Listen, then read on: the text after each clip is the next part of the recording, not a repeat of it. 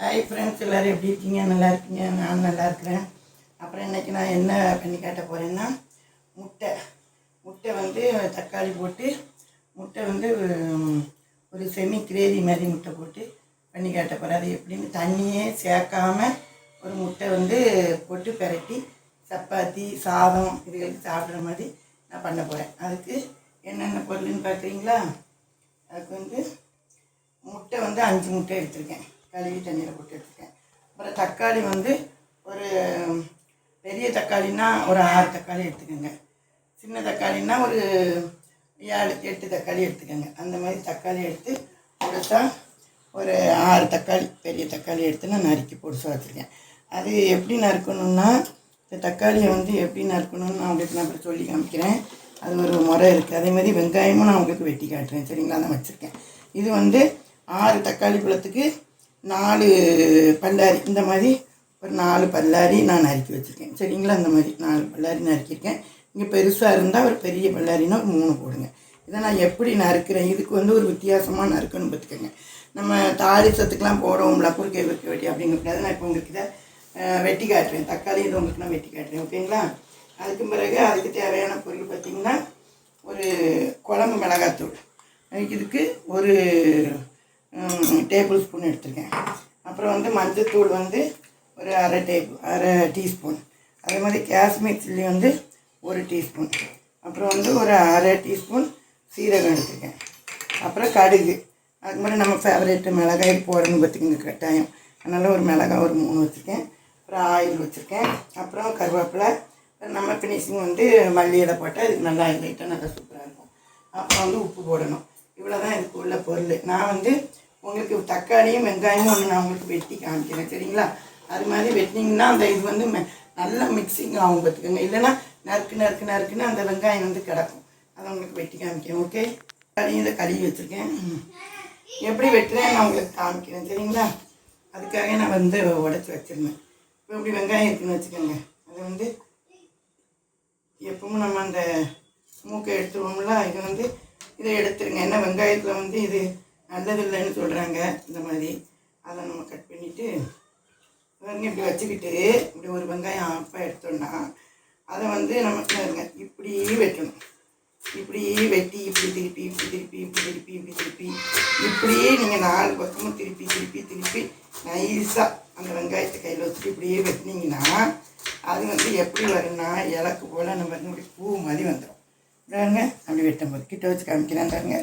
இப்போ இப்படி இருக்குன்னா இப்படியே நேரையே வெட்டாதீங்க. அது எப்படி உழுது பாருங்கள். அதுக்கு இப்படி வெட்டுங்க இப்படி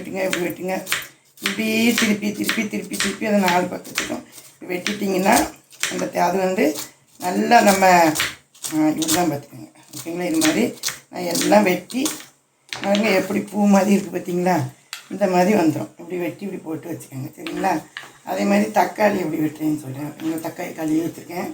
அதையும் வந்து அப்படி தான் நைஸாக வெட்டிட்டேன். இதுதான் இதுக்கு வந்து வெட்டினா உங்களுக்கு கிடக்காது. எடுத்துகிட்டு இது நமக்கு வேண்டாம். இதுலேயும் இந்த காம்பு எடுத்துருங்க. ஏன்னா அது வந்து ஏதோ சொல்கிறாங்க கல் உற்பத்தி ஆகுமா நம்மளுக்கு கணையத்தில், அதுக்கு வேண்டான்றாங்க.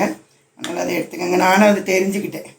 இப்படி அதையும் பாருங்கள், தக்காளி இப்படி வச்சுக்கிட்டு 4 பக்கமும் இப்படி வெட்டுன்னு பார்த்துக்கோங்க. இப்படி நைஸாக இப்போ இதே இது நம்ம மற்றதுக்கெலாம் எப்படி வெட்டுவோம், மற்றதுக்கெலாம் இப்படி வெட்டி சும்மா இப்படிலாம் குறுக்கெல்லாம் நான் பாருங்கள் இப்படி துண்டாக இப்படி வெட்டுவோம். இப்படி வெட்டினா நறுக்குன்னு கிடக்கும். இப்படி வெட்ட வேண்டாம். இப்படி வச்சுக்கிட்டு இதே மாதிரி வெட்டுங்க. இந்த இதுக்கு நான் வைக்கிறேன்னா நான் எப்படி சொல்லி தந்தேன்னா அதே மாதிரி இப்படி வெட்டிக்கோங்க. ஓகேங்களா? சரி, நம்ம வந்து தாளித்து எப்படி நான் வைக்கிறேங்கிறத உங்களுக்கு நான் காமிக்கிறேன். ஓகே? அடுப்பை ஆன் பண்ணிக்கிட்டு எப்படி தாளித்து இந்த முட்டையை வந்து வைக்கிறேன்னு சமைக்கிறேன்னு பாருங்கள். ஓகே? அடுப்பை ஆன் பண்ணிவிட்டு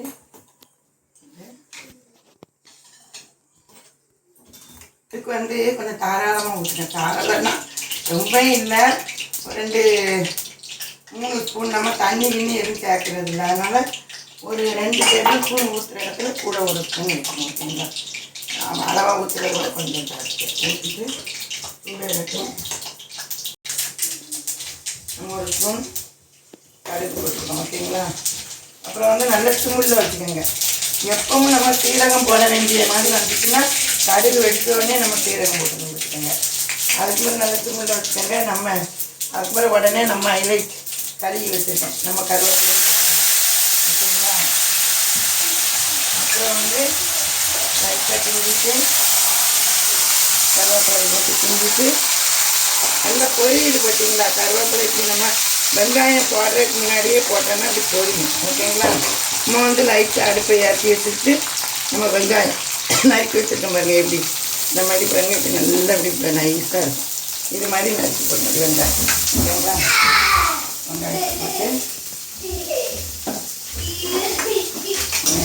எண்ணெயில் போட்டு கிண்டணும். கடுகு கருவேப்பிலை இப்போ பொருள்லாம் கொஞ்சம் கம்மி தான் போட்டுருங்க. இப்போ வந்து இதை கொஞ்சம் உப்பு போட்டால் சீக்கிரம் வதங்கும். உப்பு போட்டோம், பாதி உப்பு ஒரு ஸ்பூன் போல் வந்து போட்டுருவோம். பிறகு நம்ம கரெக்ட் பண்ணி போட்டுக்கலாம். தக்காளி குழம்பு கொஞ்சம் போட்டு ஒரு ஸ்பூன் போல் வெங்காயத்துக்கு போட்டிங்கன்னா இந்த வெங்காயம் வந்து உங்களுக்கு நல்லா சீக்கிரம் வந்து கொஞ்சம் வதங்கும்.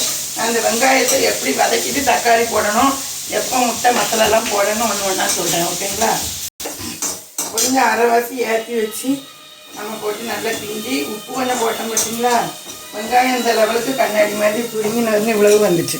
இவ்வளோ சுருங்கினா போதும். இவ்வளவு சுருங்க முன்னாடியே நீங்கள் வந்து தக்காளியை போட்டுட்டிங்கன்னு வச்சுக்கோங்க, வெங்காயம் வந்து நறுக்கு நறுக்குன்னு வேகவே செய்யாது, வதங்கவே செய்யாது. இப்போ நம்ம இது இவ்வளோ வதக்கிட்டோம் பார்த்தீங்களா? நம்ம வந்து இதில் வந்து நம்ம தக்காளியை கட் பண்ணி வச்சுருக்கோம்ல, இந்த தக்காளியும் நம்ம பாருங்க எவ்வளோ நைஸாக வெட்டியிருக்கேங்க. இந்த மாதிரி வெட்டணும் பார்த்துக்கோங்க. இந்த மாதிரி வெட்டி நம்ம அதோடு போட்டு இதை மிக்ஸ் பண்ணணும். தக்காளி வெங்காயம் தண்ணி ஒரு சொட்டு கூட நம்ம சேர்க்கவே தேவை கிடையாது பார்த்துக்கோங்க. இந்த முட்டை எப்படி இருக்குன்னு பாருங்கள். முட்டை கிரேவி, செமி கிரேவி, தண்ணி ஊற்றாமல் இதுக்கு ஹைலைட்டாக சாதம் சப்பாத்தி எல்லாத்துக்கும் வச்சு சாப்பிடலாம். இது வந்து பார்த்திங்கன்னா அந்த வெங்காயம் இது வந்து தக்காளிங்கும்போது வெங்காயத்தை விட தக்காளி கொஞ்சம் ஜாஸ்தியாக இருக்கும். அப்படி ஒன்று ஒன்றுக்கும் ஒவ்வொரு முறை இருக்குது, எதுக்கு அதிகமாக இருக்கணும் அப்படிங்கிற மாதிரி. இப்போ இது நம்ம தக்காளியில் பண்ணணும், வெங்காயத்தை விட தக்காளி கொஞ்சம் ஜாஸ்தியாக இருக்கணும். இப்போ இதை வந்து நம்ம அப்போ பாதி உப்பு போட்டோம் பார்த்தீங்களா? இப்போ வந்து நம்ம ஒரு அரை டீஸ்பூன் கூட போடுவோம். ஏன்னா நம்ம உப்பு பார்க்கணும், அப்போதே ஒரு ஸ்பூன் போட்டிருக்கேன். இப்போ வந்து கொஞ்சமாக போட்டுக்கிடுவோம் தக்காளிக்காக. இப்போ நம்ம இவ்வளோ தக்காளி போட்டுருக்கோம்ல, அதனால் ரெண்டையும் சேர்த்து இப்போ அடுப்பை கொஞ்சம் ஏற்றி வச்சுக்கோங்க. ஏற்றி இதை எப்படி வதக்கிட்டு அதுக்கு பிறகு உங்களுக்கு மஞ்சத்தூள், காஷ்மீர் சில்லி இந்த ஐட்டங்கள்லாம் எப்போ போடணும், இன்னும் முட்டை எப்போ போடணும்னு உங்களுக்கு சொல்கிறேன். செஞ்சு பாருங்கள், அவ்வளோ ருசியாக இருக்கும் போட்டுருங்க. ஒரு முட்டையை வச்சு நம்ம அதிகமாக சாப்பிடலாம். சாதம் எல்லாமே நம்ம வந்து வெங்காயம் வதங்கின மாதிரியே தக்காளியும் இப்போ வதங்கிட்டு இன்னுமே நம்ம மிளகாத்தூள் மஞ்சத்தூள்லாம் போட்டு வதக்கணும் பார்த்தீங்களா? அது நல்லா எண்ணெய் பிரிஞ்சு இதில் வந்து அது வதங்கணும். அதுக்கு நம்ம என்ன செய்யணும்னா சின்ன உங்களுக்கு ஒரு டெக்னிக்கல் சொல்கிறேன். இந்த மசாலா வாடெல்லாம் போகிறதுக்கு இப்படி லைட்டாக மத்திய பாருங்கள் தண்ணி இருக்கா, இப்படி லைட்டாக அப்படி பண்ணிக்கோங்க. பண்ணிவிட்டு அதில் வந்து கொஞ்சோட ஆயில் ஊற்றணும். லைட்டாக ஆயில் ஊற்றிட்டு இது வந்து என்னோடய ஸ்டைல். அப்புறம் வந்து அதில் வந்து மஞ்சத்தூள், அப்புறம் வந்து காஷ்மீர் சில்லி. நம்ம இதெல்லாம் எண்ணெயில் போட்டு வதக்கலை பார்த்தீங்களா? அதனால அந்த டெக்னிக் இந்த இதுதான் காரத்துக்கு ஒரு ஸ்பூன் குழம்பு மிளகாத்தூள். ஓகேங்களா? உங்கள்கிட்ட இது என்னோடய குழம்புத்தூள், உங்கள் மிளகாத்தூள் நாங்கள் போடணும். இப்படி போட்டு நம்ம இதை எப்படி மிக்ஸ் பண்ணோன்னா அந்த எண்ணெயில் வந்து கொஞ்சம் ஊற்றணும் பார்த்தீங்களா? விட்டுட்டு எண்ணெய் அதில் நல்ல மசாலா வடை அப்படி நல்லா போட்டு இப்படி மிக்ஸ் பண்ணிவிட்டு அப்புறம் நம்ம போட்டு சேர்த்து இப்படி கரட்டி விட்டுருங்க. ஏன்னா நம்ம மேலே போட்டோன்னு வச்சுக்கோங்களேன், அந்த ஒரு பச்சை மிளகா வாசனை இருக்கும். நம்ம எப்போவுமே தாளசத்தில் போட்டு பழகிருக்கோம் பார்த்தீங்களா? நான்லாம் வந்து எந்த மிளகாத்தூள்னாலும் அந்த எண்ணெயில் போட்டு வதக்கிட்டு தான் மற்ற பொருள்களை சேர்ப்பேன். இப்போ காய்கறி குழம்புலாம் வைக்கிறேன்ல அதுக்கு. அதனால் இதுக்கு இந்த டெக்னிக்கல். ஓகேங்களா? நீங்களும் அது உங்களுக்கு அப்படி போடுற மாதிரி இல்லை, நான் சொன்னது அது மாதிரி மத்தியில் வச்சு போட்டு இப்போ பாருங்கள் நல்லா போட்டு அதை கரெக்டாக நடக்குனே பாதி போட்டு அப்புறம் அது நல்லா கண்ணாடி பதம் வந்தோடனே தக்காளியை போட்டு நல்லா பாருங்க சீவி போட்டு அந்த நான் வெட்டின மாதிரி வெட்டினோடனே பாருங்க துண்டே இருக்காது. அதை போட்டு வதக்கி வச்சு அப்புறம் லைட்டாக ஆயில் லேசாக அப்படி மத்தியில் ஆயில் பாருங்க. வெறுஞ்சட்டியாக இருந்தால் அந்த மசாலாலாம் அந்த மாதிரி வாசனையாக வரணுங்கிறதுக்காக மத்தியில் லைட்டாக அப்படி டிப் பண்ணிவிட்டு அதில் ஒரு ஸ்பூன் எண்ணெயை ஊற்றி நல்லா மசாலா போட்டு நல்லா கொண்டு வந்துட்டோம். இப்போ வந்து நம்ம என்ன பண்ண போகிறோம்னா ஒரு சொட்டு தண்ணி கிடையாது, இப்போ வந்து நம்ம சிம்மில் வச்சுக்கோங்க அப்படி சரிங்களா. இந்த 2 பிறகு தான் சிம்மில் வச்சுக்கிட்டு நான் என்ன பண்ண போகிறேன்னா சிம்மில் அடுப்பில் வச்சுக்கோங்க. நீ வச்சுக்கிட்டு நம்ம வந்து நல்லா முட்டையை தண்ணியில் கழுவிக்கோங்க. கழுவிட்டு இப்படி வச்சு ஒரு முட்டையை ஊற்றியாச்சா, அப்படி ஒரு முட்டையை ஊற்றிடுங்க. அதுக்கப்புறம் கொஞ்சம் அடுப்பில் லேசாக ஏற்றிக்கோங்க. அப்புறம் இந்த இடத்துல இப்படி பண்ணுங்கள். பண்ணிவிட்டு உங்களுக்கு எத்தனை முட்டை தேவைப்படுதோ இதுக்கு தண்ணியே ஊற்றக்கூடாது. பார்த்தீங்கன்னா எத்தனை முட்டை அப்படியே வந்து நமக்கு எத்தனை முட்டை வேணுமோ அத்தனை முட்டையை இப்படி வச்சு இதெல்லாம் நம்ம இப்படி ஊற்றணும். இப்படி ஊற்றி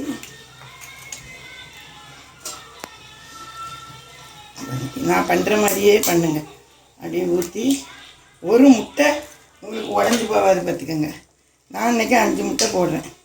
இப்படி 5 முட்டை இப்படி போட்டு இப்படி போட்டுட்டு உங்களுக்கு இதுக்கு லைட்டாக அந்த முட்டைக்கு உப்பு வேணும் பார்த்தீங்களா, அதுக்கு வந்து அப்பம் கம்மியாக உப்பு போட்டுக்கோங்க. அதுக்கு மாதிரி நான் அதில் உப்பு பார்த்தேன், இதில் வந்து உப்பு அதுக்கு கரெக்டாக இருக்குது. நம்ம இந்த பாருங்க இந்த மாதிரி முட்டைக்கு லைட்டாக லேசாக இப்படி பொடி உப்பு எடுத்து இப்படி போட்டுருங்க. போட்டு இதான் இதுக்கு போட்டுட்டு நல்லா இப்படி மூடி வச்சுருங்க.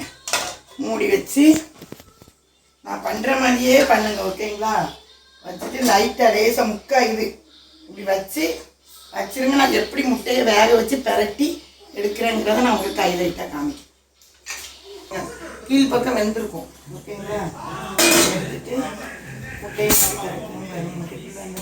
கைப்படி நம்ம இதை பரட்டணும் பார்த்துக்கோங்க. 5 முட்டை போட்டால் பார்த்தீங்களா, அந்த முட்டையை பாருங்கள் அப்படியே எடுத்து அப்படியே கீழே பாருங்க ஒரு அடி பிடிக்கலாம். அடுத்த முட்டையை எடுத்து அப்படியே பரட்டணும். அடுத்த முட்டையை எடுத்து பாருங்கள் ஒரு அடி பிடிச்சிக்கா பாருங்கள் அப்படி பரட்டணும். அப்படியே நம்ம அந்த முட்டைகளை எடுத்து இப்படியே பெரட்டி வச்சுருங்க பார்த்துக்கோங்க. இந்தாருங்க 5 முட்டை நான் போட்டேன் வெந்து இப்படி பெரட்டி வச்சுட்டு ஒரு தண்ணி சேர்த்தனா பார்த்தீங்களா. இப்போ இப்படி பெரட்டி போட்டு திரும்ப வந்து நம்ம லைட்டை பெரட்டி வச்சுருக்கோம் பார்த்தீங்களா, கொஞ்சம் நேரம் மூடி வச்சுருக்கேன். அதுவும் வந்துடும் இறக்கிறேன். இறக்கி மாதிரி அந்த பச்சை மிளகாயை இப்போ வாசனைக்கு இந்த பச்சை மிளகாய் 2 கரைக்கணும் பார்த்தீங்களா, அதை 2 ஒரு வாசனைக்கு உடச்சி போட்டு லைட்டாக அப்படி போட்டு வச்சுருங்க. வாசனைக்கு அது வந்து ஒரு ஃப்ளேவர். இனிமேல் பெரட்டி வச்சுருக்கோம் பார்த்தீங்களா. இது வந்து எப்படின்னா நானும் வந்து வெளியே எங்கேயாவது போயிட்டு வந்தேன்னு வச்சுக்கோங்க, வீட்டில் முட்டை இருந்துச்சுன்னா தக்காளி வெங்காயம் தான் ஒரு அடுப்பில் சாதத்தை வைப்பேன். முட்டை பல்லாரி இதை நறுக்குவேன். டக்குன்னு போட்டோன்னா சாதத்தில் போட்டு எங்கேயாவது நம்ம ஒரு அவசரத்துக்கு எந்த குழம்பு வைக்க யாது குழம்பு வைக்க ஒரு வெளியே போயிட்டு வரமே என்ன வைக்கிறது அப்படின்னா வர்ற வழியில் முட்டை இல்லைன்னா கூட வீட்டில் வெங்காயம் தக்காளி கிடக்கும். ஒரு 4 முட்டையை கையில் வாங்கிட்டு வந்துட்டோம்னா நம்ம டக்குன்னு வந்த உடனே பிள்ளைகளுக்காக இருக்கட்டும் வீட்டிலையாக இருக்கட்டும் டக்குன்னு ஒன்றை வச்சு ஒரு சாதத்தை ஒரு அடுப்பில் வச்சோமா இதை ஒரு அடுப்பில் வச்சோமா நல்லா டக்குன்னு அழகான சாப்பாடு ஹைலைட்டாக சாப்பிட்டு போயிடலாம். அவ்வளோ சூப்பராக இருக்கும். அதே இது ஒரு தயிர் பால் அப்படி எதுனாலும் ஊற்றி நம்ம சைடில் வச்சு சாப்பிட்டுக்கலாம். சாதத்துக்கு வேறு ஒரு 4 சப்பாத்தியை சுட்டோன்னா அதில் ஒரு முட்டையோடு தூக்கி வச்சு சாப்பிட்டுக்கலாம். அப்படி நிறைய இதுக்கு ஹைலைட் பார்த்துக்கோங்க. அது மாதிரி நானும் அப்படி பண்ணுவேன். என் பிள்ளைகளுக்கும் சும்மா முட்டை தைக்கிறதுக்கு இது ரொம்ப பிடிக்கும். சப்பாத்திலாம் 2-3 சப்பாத்தி சாப்பிட்றது தான் 4 சப்பாத்தி கூட சாப்பிடுவாங்க. அந்த இதோட வச்சு ஒரு முட்டை சாப்பிட்ற இடத்துல 2 முட்டை சாப்பிட்டுக்கலாம். அதனால் யாரும் விருந்தாளுக்கு கெஸ்ட்லாம் வந்தால் இப்படி வித்தியாசமாக ஒன்று வந்து ஸ்பெஷலாக பண்ணி கூட நம்ம வந்து என்ன பண்ணணும் வாங்கிக்கலாம் இல்லைங்களா. அதுதான் ஒரு தெரிஞ்சுக்கலாம் ஓகேங்களா. நானும் இது மாதிரி பண்ணுவேன் அடிக்கடி. சரி நம்ம இப்போ இது பரட்டி வச்சுருக்கோமா வெந்த பிறகு உங்களுக்கு எப்படி இருக்குன்னு பாருங்கள். நல்லா நமக்கு வந்து பாருங்கள் அப்படி எல்லாம் புட்டு மாதிரி பாருங்கள் லேசாக எண்ணெய் பாருங்கள் எண்ணெய் பிரிஞ்சிட்டு இருக்கா. அடி பிடிக்காமல் ஒரு சொட்டு தண்ணி ஊற்றாமல் பாருங்கள் முட்டை பாருங்கள் அப்படி ஒன்றும் அப்படியே பரட்டி வச்ச பார்த்தீங்களா. அப்படியே அல்வா மாதிரி ஒவ்வொரு முட்டையும் துண்டு துண்டாக இருக்கும். ஒரு பாருங்கள் அவ்வளோ முட்டையும் இப்படி இருக்கும். நம்ம இதோட ஒரு பீஸை எடுத்து வச்சு சாதத்தோடு வச்சு இப்படி எண்ணெய்லாம் உள்ளே பிரியுது பாருங்கள். இந்த பக்கம் இந்த எண்ணெய் பிரிஞ்சு இப்படி வரும். அவ்வளோதான். இப்போ வந்து நம்ம வந்து ஹைலைட்டாக வந்து நல்லா இப்படியே மல்லியில தூவி இதுதான் நல்ல ஃபேவரெட்டு. இப்படி வந்து வச்சு அடிக்கடி வச்சு இப்படி முட்டை வந்து நல்லா ப்ரோட்டீன் இருக்குது. பிள்ளைகளுக்கு ஒரே முட்டை நான் அவிச்சு கொடுக்குறது அப்படி கொடுக்குறதுக்கு முட்டையில் நான் நிறையா அன்றைக்கி உடச்சி ஊற்றின உருளைக்கிழங்கு போட்டு மட்டன் குழம்பு மாதிரியே ஒரு உடச்சி ஊற்றின குழம்பு வச்சேன். இது வந்து சப்பாத்திக்கு நல்லா இருக்கும் பார்த்துக்கோங்க. அது சாதத்துக்கு இது ஃபஸ்ட்டு பார்த்திங்கன்னா சப்பாத்திக்கு. அதுக்கு பிறகு நம்ம தயிர் சாதம் சாதத்துக்கு 2வது சாப்பிட்டுக்கலாம். அதனால் இது மாதிரி நீங்கள் பண்ணும்போது வச்சுட்டு இப்போ நம்ம அடுப்பை ஆஃப் பண்ணிடலாம். முட்டை செமி முட்டை தொக்கு ரெடி ஆகிடுச்சு. ஓகேங்களா?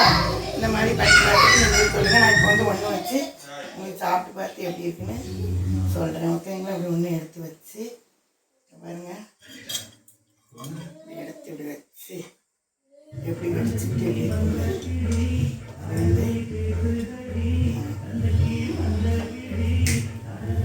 பாருங்க. இங்கே வந்து மற்ற முட்டையெல்லாம் பாருங்கள், இதே மாதிரி நீங்கள் ஒரு அடி பிடிச்சிருக்கா பாருங்கள், ஒரு அடி பிடிக்காது, அழகாக எண்ணெய் பிரிஞ்சு.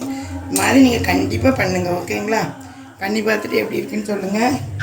நானும் இதை வந்து சாதத்துக்கு வச்சு சப்பாத்திக்கு வச்சு சாப்பிடலாம். உப்பு கரெக்டாக இருந்துச்சு பார்த்துக்கோங்க. நான் போட்ட மாதிரியே உப்பு மசாலா இதுக்கு எதுவுமே ரொம்பவே கிடையாது. வெங்காயம் தக்காளி நறுக்கணும், வதக்கணும் நான் சொன்ன மாதிரி. அப்புறம் முட்டையை போடணும், முட்டை மேலே லைட்டாக உப்பு தூவணும். அப்படி நான் போட்ட நேரம் ஒன்று ஒன்று போட்டு அவ்வளோதான். இப்படி இதோட எடுத்து இப்படி வச்சு நல்லா சாப்பிட்டு பாருங்க. இப்படி ஊதி இப்படியோட வச்சு நான் சாப்பிட்டு காமிக்கிறேன். எப்படின்னு